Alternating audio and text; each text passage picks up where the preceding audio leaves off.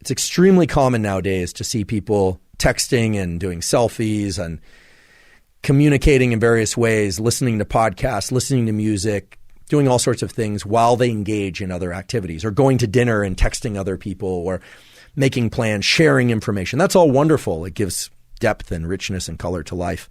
But it isn't just about our distracted nature when we're engaging with the phone. It's also a way of layering in dopamine. And it's no surprise that levels of depression and lack of motivation are really on the increase.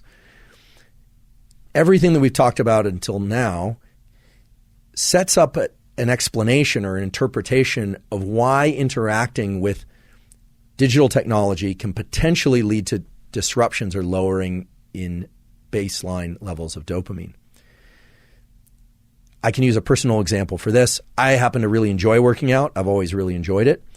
But in recent years, I noticed that if I was bringing my phone to my workouts, then not only was I a little bit more distracted and not focusing on what I was doing as much as I could have or should have, but also I started to lose interest in what I was doing. It wasn't as pleasurable. I would feel like it just didn't have the same kind of oomph, and I was beginning to question my motivation.